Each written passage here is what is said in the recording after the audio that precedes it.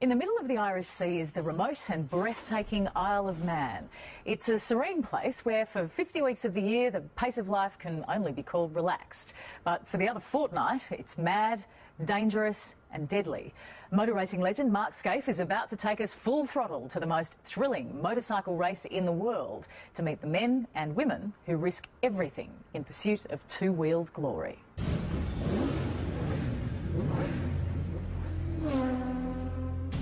It is absolutely just beyond your wildest dreams to think that you could come here and race a motorcycle.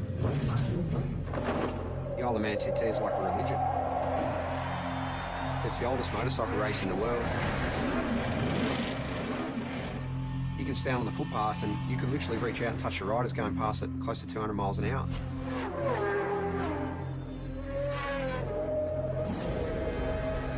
The houses are passing you so quick, sometimes it feels like you're inside a video game.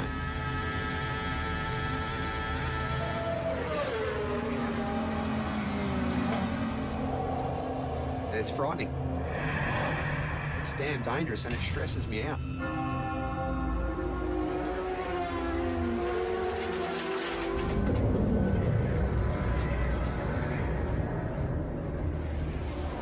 Unless I'm very much mistaken, Mark, this is the greatest motorsport event in the world.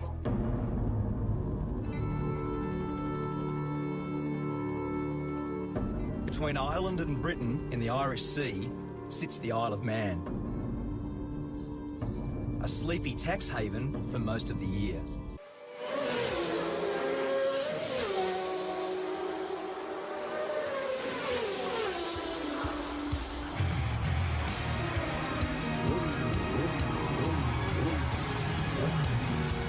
I've come here to witness the most dangerous road race on Earth.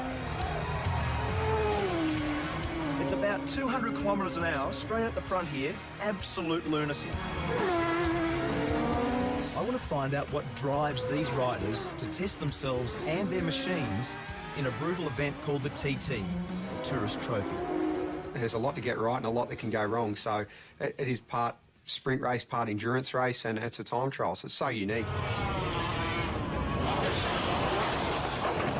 Peter Brock used to say that great racetracks have got consequences. The Isle of Man TT is the ultimate road course. It's the fastest, wildest and most dangerous racetrack I've ever seen. And for the riders that compete here, there is absolutely no room for error.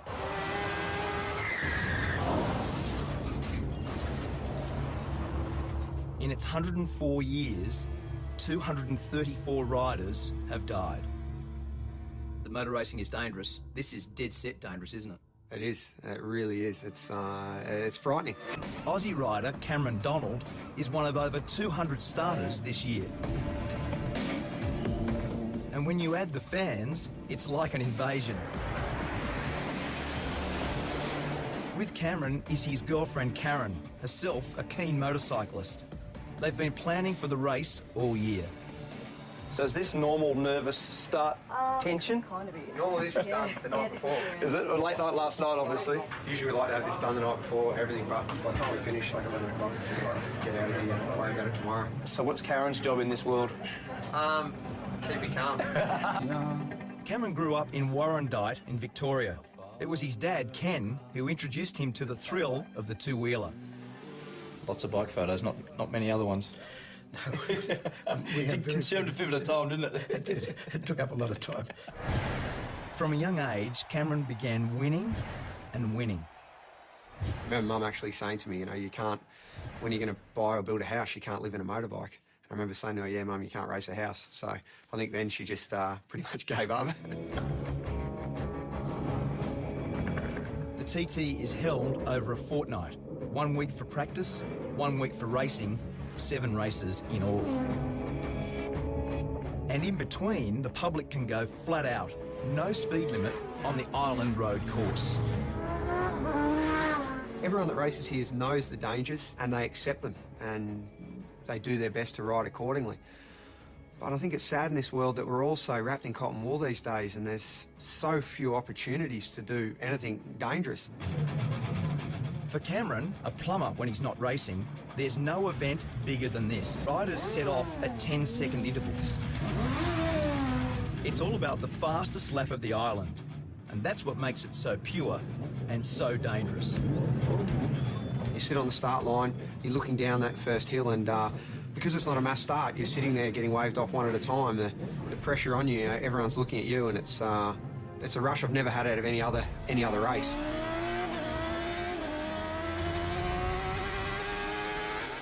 There's just so few events in the world where we can do such a thing, where you can close off a road and race a motorbike around it. It's such a beautiful thing. 61 kilometres of public roads. Over 200 corners to be negotiated. Top speed, 330 kilometres an hour. This isn't a track. This is a country road. Like, let's not get this wrong. And it's fast. My friend and 5-times world champion Mick Doohan has come here for the first time. Sort of madness, He's not racing, but on the parade lap, he got a taste of what it's like. First reaction. As soon as you saw the place, looked around, what was your first reaction? Yeah, I didn't need to come here to have that reaction. It's just, as I say, it really, it is absolutely just beyond your wildest dreams to think that you could come here and race a motorcycle. The race has always had its critics, but from the start, its danger was its attraction.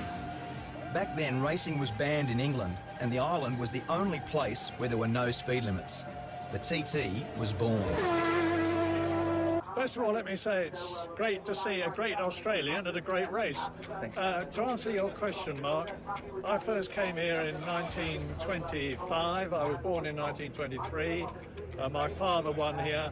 I don't know how many times I've been here. Many, many, many times. In his 88 years, Murray Walker has seen some very good riders. And impressing him this year is our Aussie rider, Cameron. He's got a good bike, he's got some good backing, and he's still got the most important race of the week to come. So maybe, hopefully, he'll get it done. Each time Cameron sets out is an exercise in courage.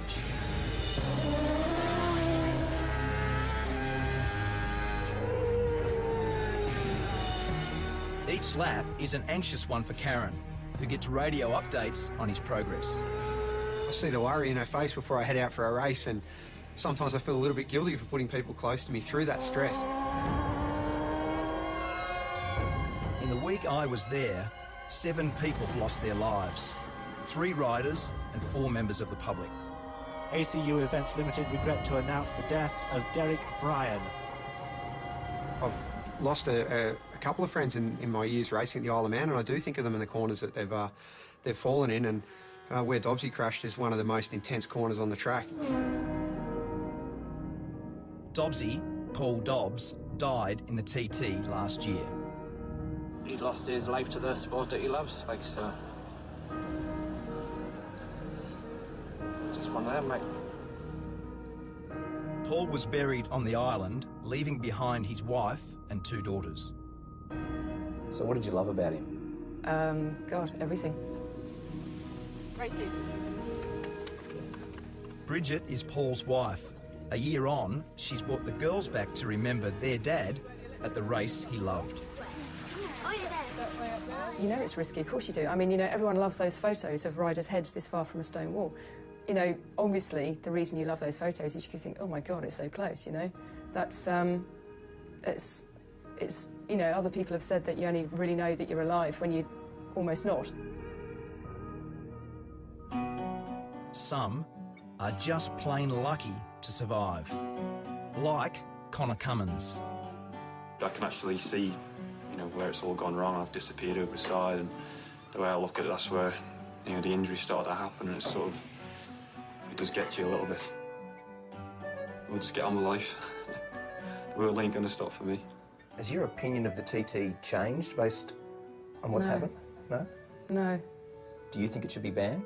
You can't possibly ban it. I mean, I don't know if you could ban it if you tried. It's like a monster, it's bigger than the rest of us.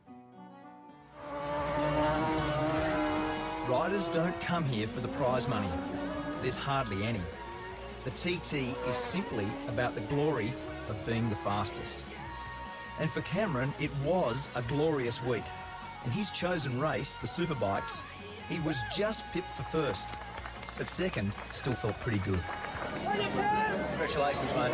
Well done. Really good, huh? When will you settle down and stop doing this? I don't see it too far away. I never saw racing the Isle of Man as a long-term prospect because, look, it is so dangerous, and I do see it as a numbers game. If you keep coming back, sooner or later, I see it's going to catch you out.